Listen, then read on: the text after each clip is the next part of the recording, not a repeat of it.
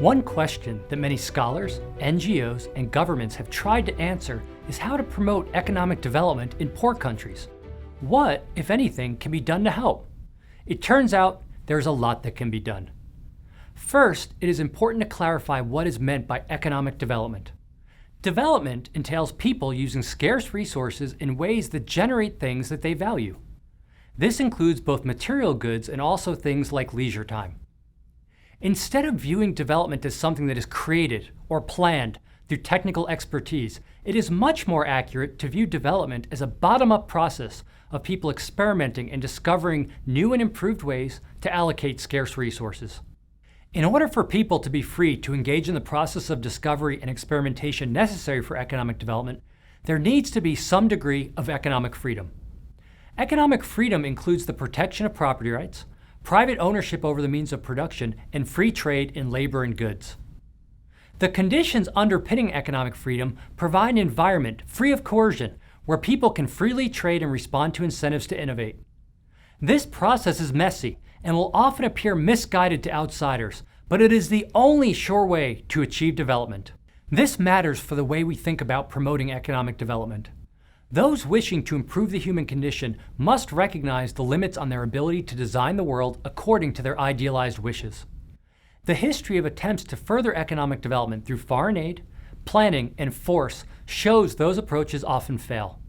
Instead, opening markets so people in developing societies can trade goods and labor with those in wealthier societies is a more successful path to development and to permanently lifting the poorest people from the lowest depths of poverty. This is because opening markets expands global economic freedom, which empowers those in relatively poor societies to improve their well-being. For example, the Common Agricultural Policy in the European Union creates a system of agricultural subsidies and protections, such as tariffs and quotas, which limits imports to protect EU farmers from competition.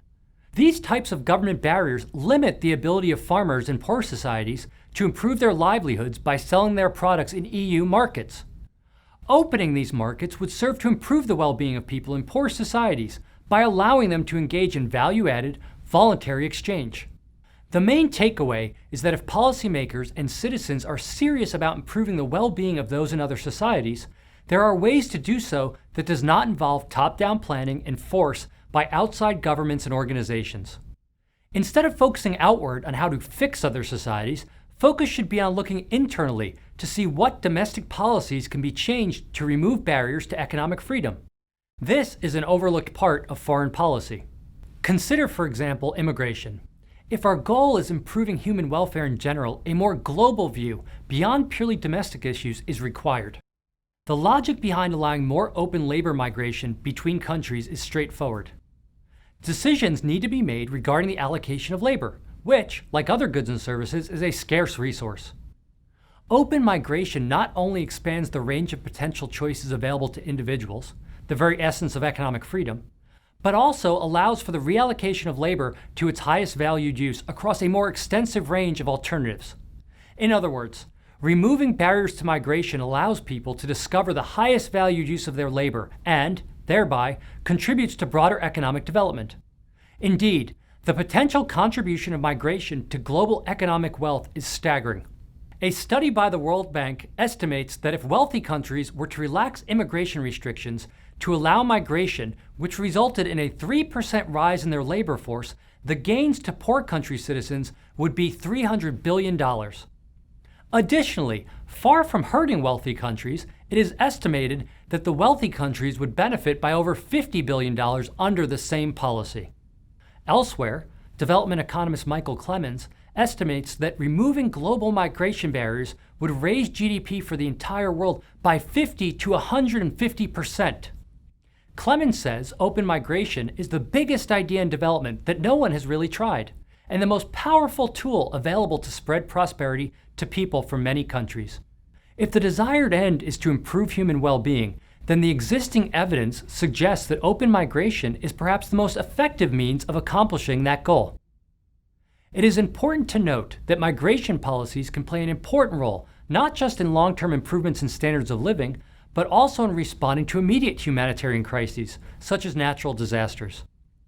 Consider, for instance, how increased migration could have helped Haitians in the wake of the 2010 earthquake. One study found that the average Haitian male who moves to the United States increases his productivity and income by at least a factor of 6, and that 4 out of every 5 Haitian citizens who have escaped poverty has done so by moving to another country. And this is significant for people back in Haiti due to remittances, which are transfers of money from a foreign worker back to their home country.